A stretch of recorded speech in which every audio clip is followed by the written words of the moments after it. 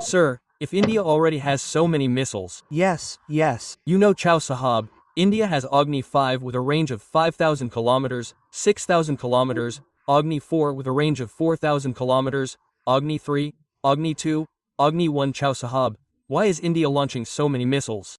But In 2 minutes, Rawalpindi will be destroyed, and in just 2 minutes, Karachi will vanish into flames. For Pakistan, which could not withstand the attack of BrahMos, this new missile of India is coming as a devil from hell.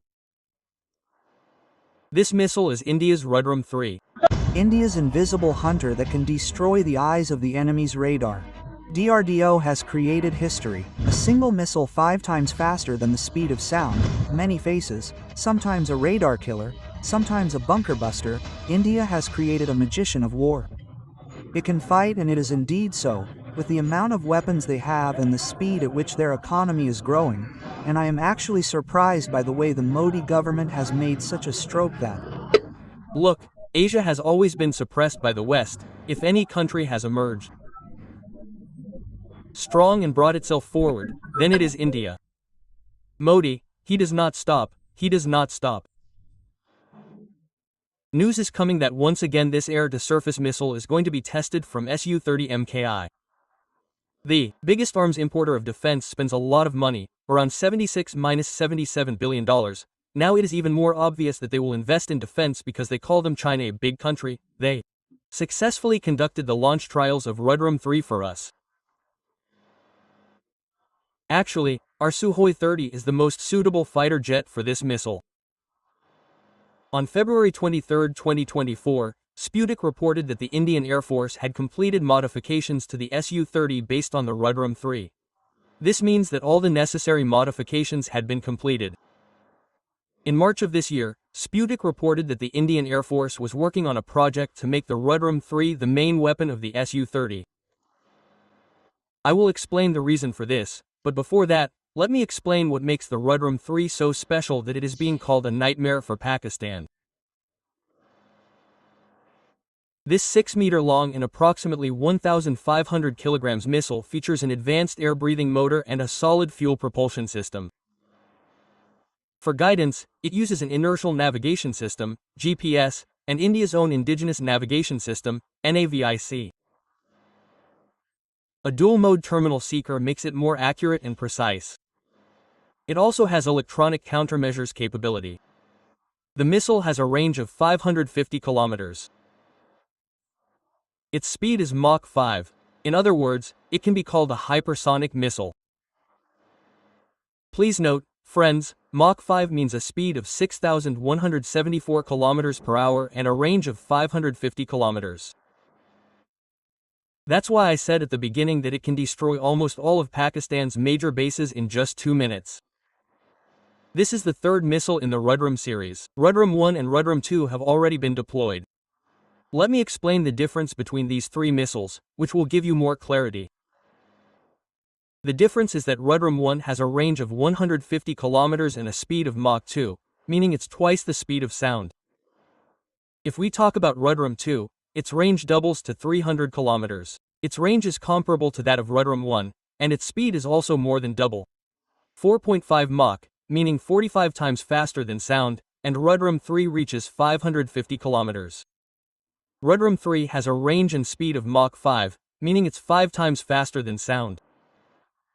Rudram 3 is a long-range anti-radiation missile that can easily suppress enemy air defenses. That's why it's being touted as the most accurate missile for a SEAD mission.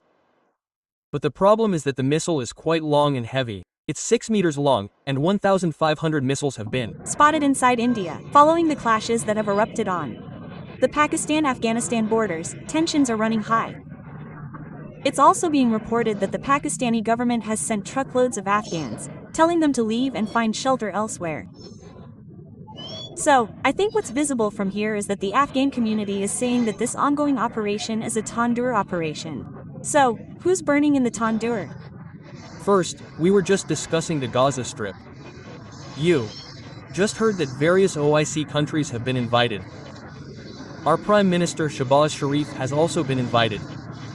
There are 20 other countries as well.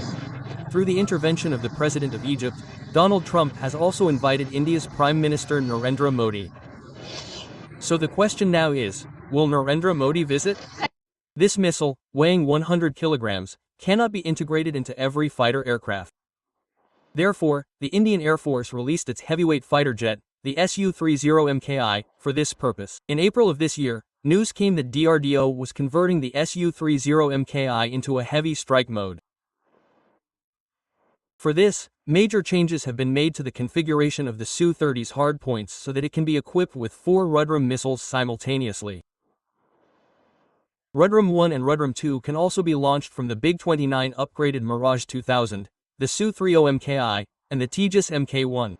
So, in the coming days, the Air Force and DRDO may modify other fighter jets, including the Su-30 MKI, to suit Rudram 3. Now, we're just waiting for Rudram 3's final test, after which this lethal weapon will become a powerful force for our Air Force. Anyway, let's take a look at Afghanistan.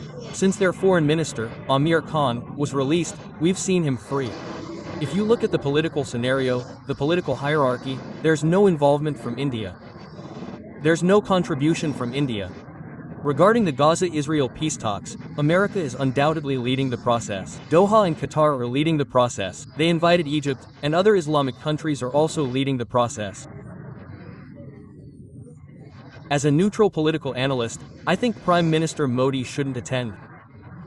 The invitations are because there's a significant hate and love relationship between India and the US. So the US said, let's throw the Turkish card and make it clear that we invited you, not anyone else.